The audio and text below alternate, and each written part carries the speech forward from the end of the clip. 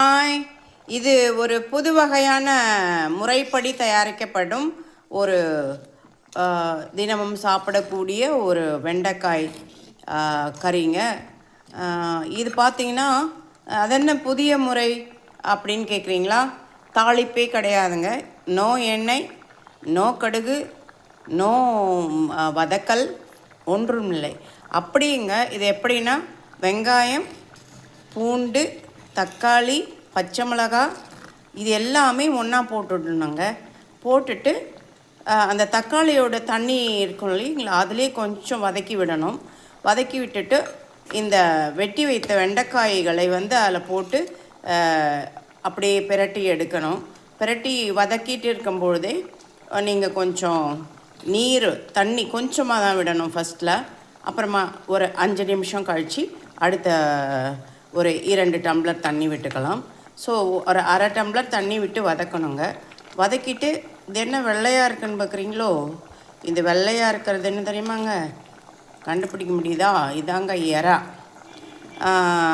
அதனால் அதை வதக்கிட்டு அந்த 2 டம்ளர் தண்ணி விட்டுட்டு உப்பு, தேவையான அளவுக்கு உப்பு, மஞ்சத்தூள், மிளகாய்த்தூள், குழம்பு மிளகாய்த்தூள் போட்டுட்டு புளி வேண்டுமானால் ஒரு சிறிய துளி அளவுக்கு, அதாவது அரை நெல்லிக்காய், சிறு நெல்லிக்காய் இருக்கிறவங்கள அதில் அரை அளவுக்கு போடலாங்க. இந்த அளவுக்கு மேலுமாக புளி வேண்டாம் என்றாலும் விட்டுடலாம். 2 தக்காளியாக போட்டுக்கலாம். நான் புளி போடலைங்க, இது போட்டிருக்கேன்.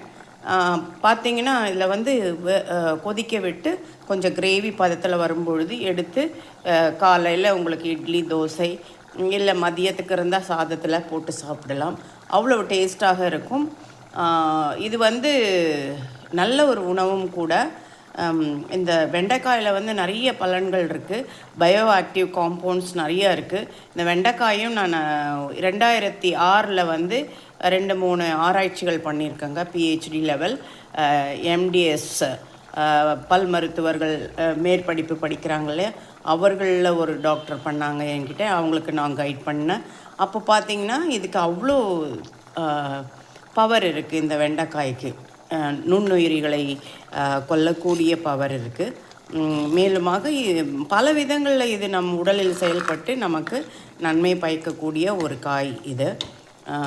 நல்லா சாப்பிடுங்க, உடம்பை நல்லா பார்த்துக்கோங்க. ஒவ்வொன்றத்துலேயும் என்ஜாய் பண்ணி செய்யுங்க, சந்தோஷத்துடன் செய்யுங்க.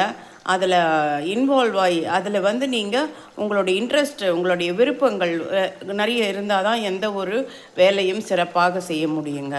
ஆமாங்க, என்ன சமைக்கிறதுல போய் என்ன இன்ட்ரெஸ்ட்டு வேலை? கண்டிப்பாக உங்கள் ஃபுல் எஃபர்ட், அதாவது எஃபர்ட்னா மைண்டில் இருக்கிற அத்தனை நல்ல எண்ணங்களையும் சமைக்கும் பொழுது நீங்கள் நினச்சி சமைக்கணுங்க. இது நல்லா இருக்கணும், டேஸ்ட்டாக இருக்கணும், சாப்பிட்றவங்க நல்லா சாப்பிடணும், குழந்தை நல்லா சாப்பிடணும், பெரியவங்க நல்லா சாப்பிடணும், இன்றைக்கி ஃப்ரெண்ட்ஸுக்கு எடுத்துகிட்டு போகிறோம், அவங்க நல்லா சாப்பிடணும் அப்படின்னு அந்த நல்ல எண்ணத்துலேயே அதை கற்பனை பண்ணியே அவங்க சந்தோஷமாக சாப்பிட்ற மாதிரி கற்பனை பண்ணியே பண்ணும்பொழுது நம்ம எண்ணங்களும் சாப்பாட்டில் சாப்பாட்டில் யார் சமைக்கிறாங்களோ அவங்களுடைய எண்ணங்கள் எல்லாம் சமையலில் போய் சேர்வதாக ஒரு பாரம்பரிய எண்ணங்கள் உண்டு. சாஸ்திர சம்பிரதாயங்களும் சொல்லுகின்றனங்க. அதனால் ரொம்ப சாணக்கியர் கூட சொல்லியிருப்பாங்க அர்த்த சாஸ்திரத்தில் அவர். அதனால் சமையலுக்கு ரொம்ப முக்கியத்துவம் கொடுக்கணும், ஜாலியாக சமைக்கணும், சந்தோஷமாக சமைக்கணும், நல்லா சாப்பிடணுங்க, மற்றவங்களையும் சாப்பிட வைக்கணும். நன்றி.